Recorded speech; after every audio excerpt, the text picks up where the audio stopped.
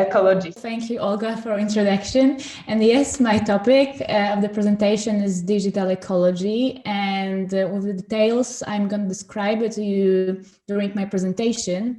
But in general, digital ecology encourages you to reduce the negative impact of information and communication technologies on the environment.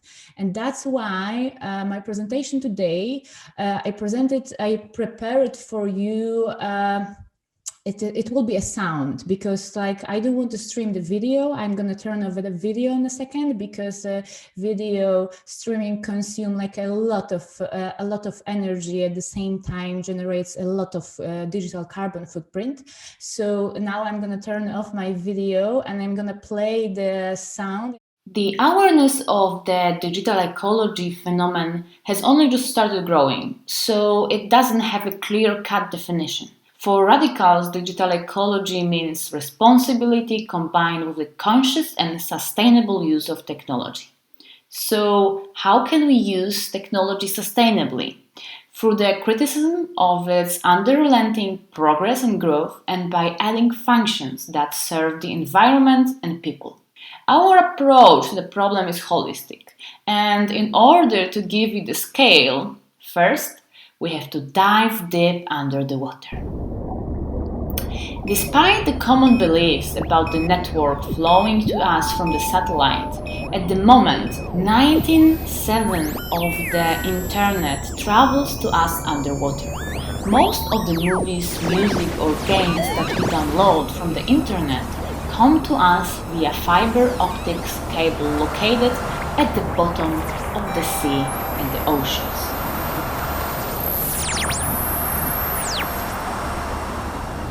One kilometer of ultra-high density fiber optic cables weigh approximately 840 kilograms, and developing them underwater is an extremely expensive process. Why? There are few factors have to be taken into account, from the presence of a coral reef and underwater volcanoes to sunken ships and animal habitats.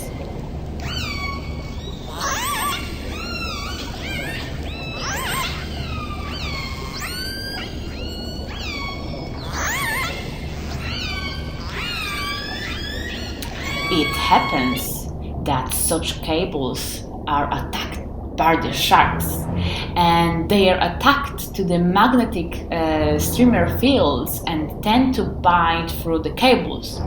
In some areas of the world, equipment lose due to shark attack on streamer cables, and it is a serious problem in terms of time delays. So the cables had to be wrapped in a Kevlar material to prevent damaging shark bites. For those who don't know, Kevlar is one of the strongest man-made materials on Earth. So the next time when your video on YouTube will load slightly longer than usual, there is a high possibility that sharks have something to do with it.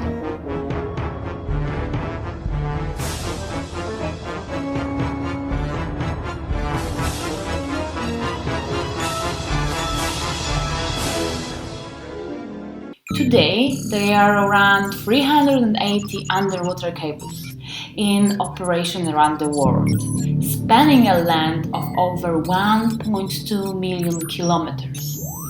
Please remember that each centimeter of those cables would at some point become waste, and we will have to recycle it. And how does the recycling of electronic waste works today? Worse than terribly. According to e-waste monitor, a record of 54 million metric tons of electronic waste was generated worldwide in 2019, and only 17% of this was collected and recycled. What happens to the rest? It lies in dumps in India, China or Africa. In places like this, kids' labor is a norm. They all day long turn the electronic equipment into parts, and then sink them into acid or burn the PCB from which valuable minerals can be extracted. I myself visited one such landfill in India, and what I saw there were children, sadness, destruction, and burning computer monitors.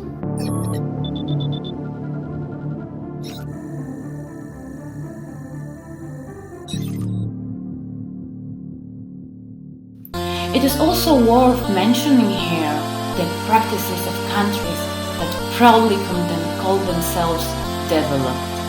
They send electronics to developing countries under the label second-hand technology.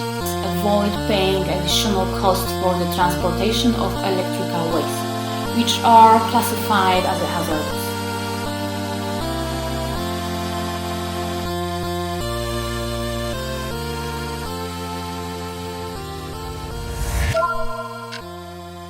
In 2019, 78 new phone models were presented on the market. Average life cycle of a smartphone is 2 years. After this time, it's really hard to replace individual components because they are too expensive, and it pays more to buy a new model with a larger display and with a whole set of new technologies that we do not need in any way. It is also worth mentioning here that large technology corporations are fighting against repair plans, suing them for illegal replacement of components. Apple in 2019 sued an aftermarket repair shop in Norway, accusing the owner of infringing on Apple's trademarks by using non-genuine aftermarket repair parts.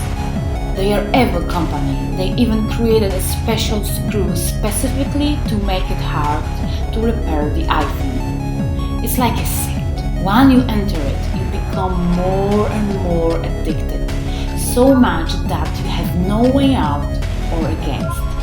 Look what an irrational situation this is. Technology companies have a problem with us opening their heart. At the moment of the purchase, they still have the feeling that the product belongs to them, so they can decide about it. But when it comes to taking responsibility for the same product, when it completely ends its life cycle and becomes a waste, they wash their hands. All those practices makes e-waste the world's fastest growing domestic waste stream, fueled mainly by higher consumption rates of electronic equipment, short life cycles, and few options for repair. So, what are the other electronic devices that we replace as often as smartphones? On average, every 3 years. Servers, my dears. Servers, which are the heart of the cloud, restore our data.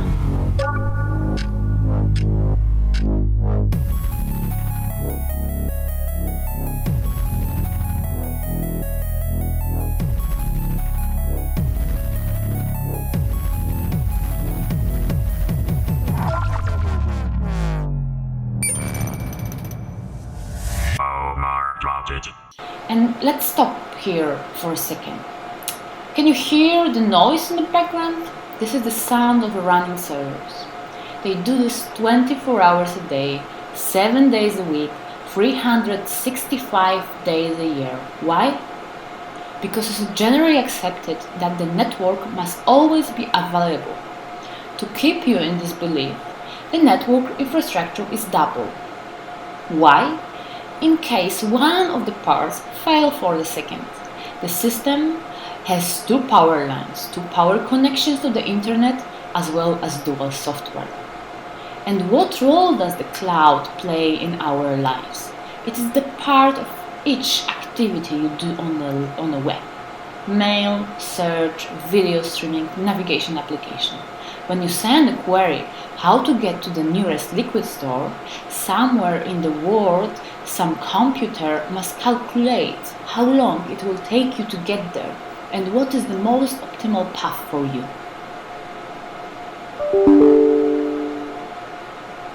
Recognize the sound? This is the notification of the email you've just received. In 2020, there are 306 billion emails sent every day. And with each email, there is a carbon footprint associated, as all those information has to be stored somewhere and transferred to you.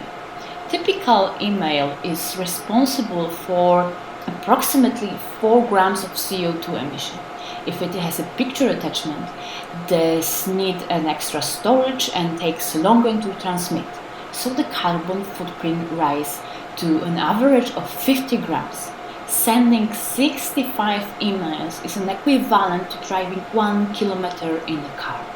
If every Brit sent one less thank you email a day, we would save 16,000 tons of carbon a year. This is the same as 81,000 flights from Madrid to London.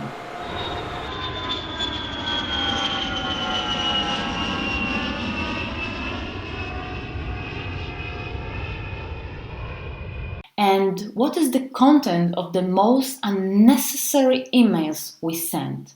Thank you, thanks, have a good weekend, cheers, you too, LOL. So next time, please check your email before sending to ensure they contain all the necessary and correct information to avoid the need of following up emails.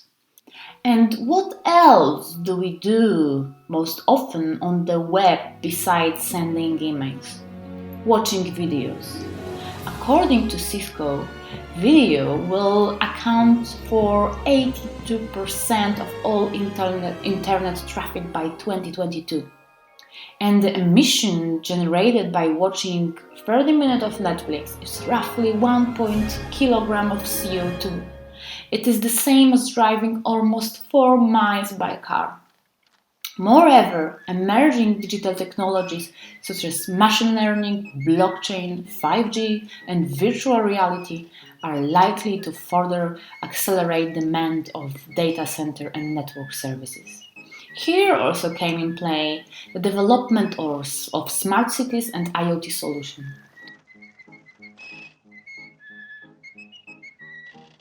We are floating in data, and there is a real risk that it could all get out of control, and we all need to keep a close eye on this. Why this is so important?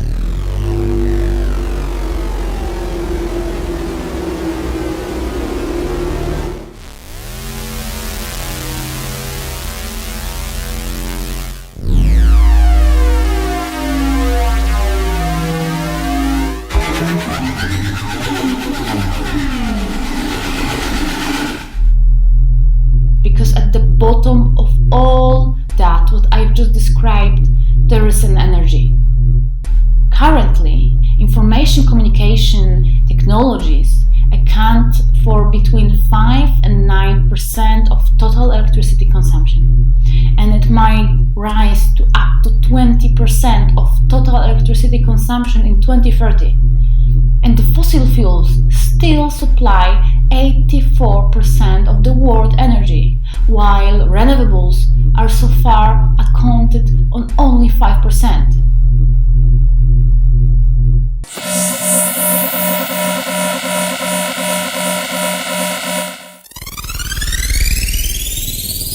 The energy needed to run your hardware is kept in a lithium batteries, and its necessary ingredient is cobalt.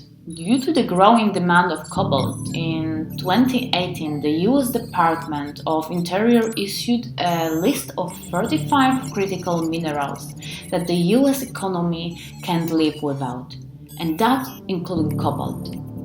Cobalt is even considered a national security risk because most of it is mined in a politically unstable region of Africa, and that includes Democratic Republic of the Congo. More than half of the world's cobalt comes from there, and Congo is also source of coltan. What is coltan? It is a vital element in creating capacitors, the electronic elements that control current flow inside circuit boards. Those capacitors are used in almost all cell phones, laptops, pagers, and all other electronics equipment. Coltan and cobalt are mined through a very primitive process. Dozens of men and kids work together, digging large craters, scraping away dirt from the surface in order to get the minerals underground. It is not surprised that Apple, Google, Dell, Microsoft, and Tesla were named in the US lawsuit over Congolese child cobalt mining deaths. The lawsuit, which is the result of the failed research conducted, accused the companies of aiding and abetting in the death and serious injury of children who they claim were working in the cobalt mines in their supply chain. The situation in the Democratic Republic of Congo is critical. Countries like US, UK, France are providing financial and military aid to Uganda, Rwanda to invade regions filled with coltan and cobalt. Congolese men, women, and children are tortured, strafed, raped, and killed. According to Slow Factory, 48 women are raped every hour in Congo. Since 1998, more than 6 million people have been killed in ongoing war in eastern Congo, and half of them being children. This is the silent Holocaust that is happening right in front of our eyes. Congo is one of the most resource-rich countries in the world. Such an irony that at the same time it is one of the poorest countries in the world. It's time to say it loud. They are real victims of the progress that has been installed in us and programmed.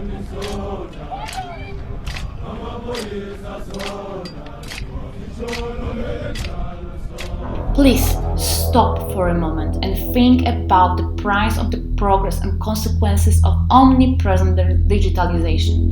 Technologies brings as many problems as they solve, and the time has come for us to take a critical approach to its progress and to direct its further development toward meeting humans' demands with the respect for the natural environment. Please wake up. It's not too late. We still have a chance to live in a world in which humans function with nature in harmony. We still have a chance to live in a world in which everything around you is built on the foundation of love and trust. But first, we have to realize that the material goods are not a marker of prosperity, and the greatest wealth is hidden in another person. This is why I highly encourage you to cooperate and start taking seriously the implementation of the Sustainable Development Agenda and not to be afraid to radically dream of the better future for all of us. Because we humans, we are fucking awesome and we are the change. We have the power, we have the tools to make the world a better place. Thank you so much.